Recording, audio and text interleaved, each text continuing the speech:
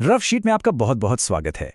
आज हम चल रहे हैं प्राचीन भारत के एक ऐसे सफर पर, एक ऐसे दौर में जिसे कहते हैं स्वर्ण युग। हम बात कर रहे हैं गुप्त साम्राज्य की।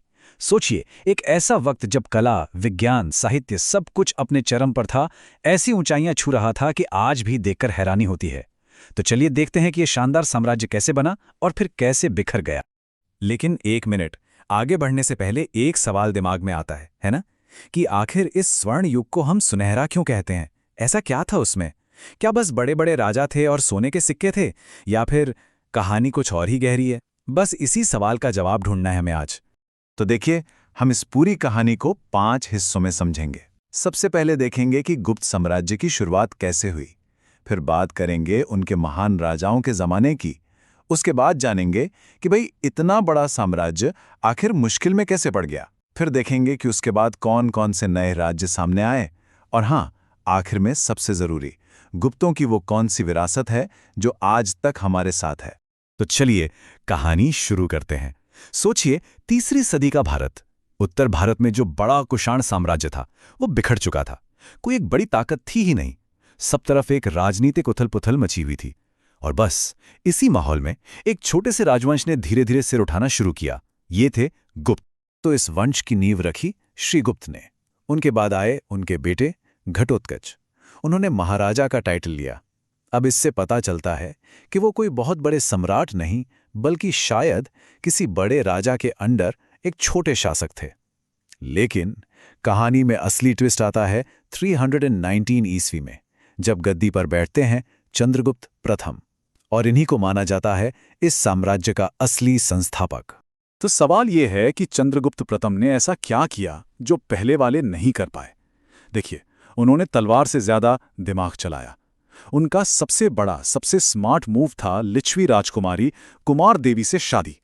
लिच्छवी उस जमाने का एक बहुत पुराना और इज्जतदार गणराज्य था। सोचिए, सिर्फ एक शादी, और इस एक शादी ने गुप्तों को वो इज्जत, वो लेजिटिमेसी और वो ताकत दे दी जो शायद 100 लड़ाइयां जीतकर भी ना मिलती।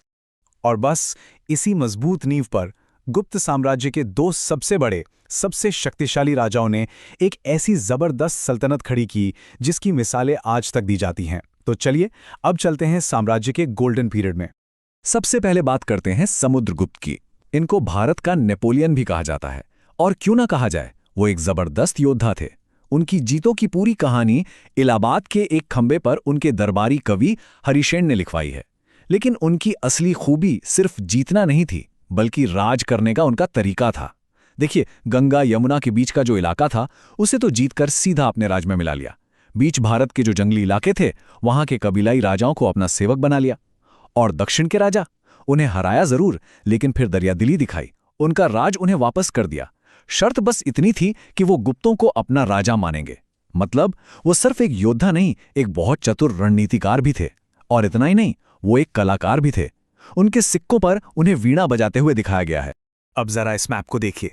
ये जो पूरा इलाका दिख रहा है ना, ये सब समुद्रगुप्त और उनके पूर्वजों की मेहनत का फल था। सोचिए जरा, हिमालय से लेकर नर्मदा नदी तक और इधर गुजरात से लेकर बंगाल तक, कितना विशाल साम्राज्य था। उस जमाने में इतने बड़े एरिया को कंट्रोल करना कोई छोटी मोटी बात नहीं थी। ये एक बहुत बड़ी अचीवमेंट थी।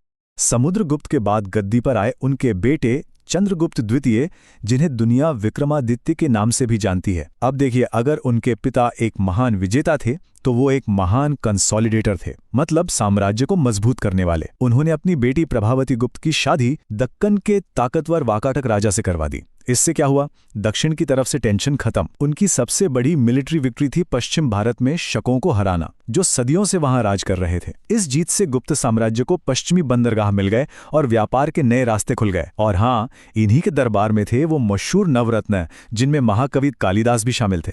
लेकिन कहते हैं ना, वक्त हमेशा एक सा नहीं रहता। जो चीज़ ऊपर जाती है वो नीचे भी आती है।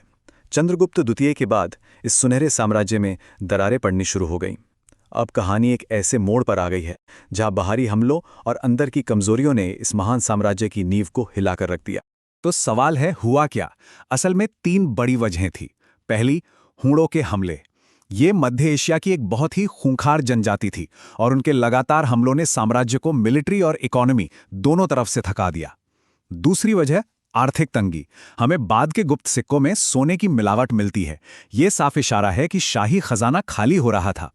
और तीसरी और शायद सबसे बड़ी वजह, सामंतवाद का बढ़ना।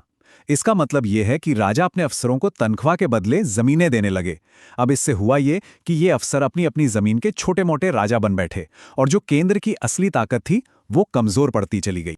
ये हूणों का खतरा कितना बड़ा था, इसका अंदाजा बस इस एक बात से लगाइए। उनके राजा मिहिर कुल को उस जमाने की किताबों में एक अत्याचारी और मूर्ति भंजक कहा गया है। मतलब ये सिर्फ जमीन के लिए लड़ाई नहीं थी, ये पूरी सभ्यता पर एक हमला था, और इसी हमले ने साम्राज्य की कमर तोड़कर रख दी। लेकिन देखिए, एक साम्राज्य के खत्म होने का मतलब ये नहीं होता कि सब कुछ खत्म हो गया, बल्कि ये कुछ ऐसा है जैसे कोई बहुत बड़ा पुराना पेड़ गिर जाता है तो उसकी जगह पर नए छोटे छोटे पौधों को उगने की जगह और रोशनी मिलती है। ठीक वैसे ही गुप्त साम्राज्य की राख से कई नए ताकतवर राज्यों का जन्म हुआ। तो अब भारत का नक्शा कुछ ऐसा दिख रहा था। उत्तर में थे थानेसर के पुष्यभूति और इन्हीं के सबसे महान राजा हुए हर्षवर्धन। दक्कन में थे बादामी के चालुक्य और एकदम दक्षिण में कांची के पल्लव। अब आगे चलकर इन्हीं ताकतों ने मध्ययुगीन भारत की कहानी गढ़ी। तो फिर वही सवाल, क्या साम्राज्य खत्म तो सब कुछ खत्म? नहीं, बिल्कुल नहीं। गुप्तों की जो असली ताकत थी ना, वो उनकी सेना या बड़ी बड़ी इमारतों में नहीं थी। उनकी असली ताकत थी उनके आइडियाज में, उनके सिस्टम में, जो उनके जाने के लंबे समय बाद भी भारत को रास्ता दिखाती रही। तो उन्होंने हमें दिया क्या?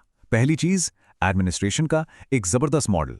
उन्होंने पूरे साम्राज्य को प्रांतों यानी भुक्ति और जिलों यानी विषय में बांट रखा था, और यह सिस्टम इतना अच्छा था कि आने वाले कई 100 सालों तक दूसरे राजाओं ने इसे कॉपी किया। फिर उन्होंने एक बहुत ही डेवलप्ड जुडिशियल सिस्टम बनाया। पहली बार सिविल और क्रिमिनल लॉज को साफ साफ अलग किया गया। और कल्चर की तो क्या ही बात करें, कालिदास के नाटक, अजंता की पेंटिंग्स, आर्यभट्ट के साइंस एंड एस्ट्रोनॉमी के सिद्धांत, ये सब उसी दौर की देन है। इन सब चीजों ने भारतीय सभ्यता को हमेशा हमेशा के लिए बदल दिया। और आखिर में एक सवाल सोचने के लिए कि कैसे एक इतने बड़े सेंट्रलाइज्ड साम्राज्य का टूटना और उसकी जगह इन नई छोटी छोटी ताकतों का उभरना भारत को प्राचीन काल से निकालकर सीधा मध्य युग के दरवाजे पर ले आया। कहते हैं ना, इतिहास में हर अंत असल में एक नई शुरुआत होती है। तो गुप्त साम्राज्य के इस सफर में हमारे साथ चलने के लिए बहुत बहुत शुक्रिया। उम्मीद है कि ये पूरी कहानी अच्छे से समझ आई होगी। ऐसे ही और भी दिलचस्प टॉपिक पर बात करने के लिए हमें फॉलो जरूर करें।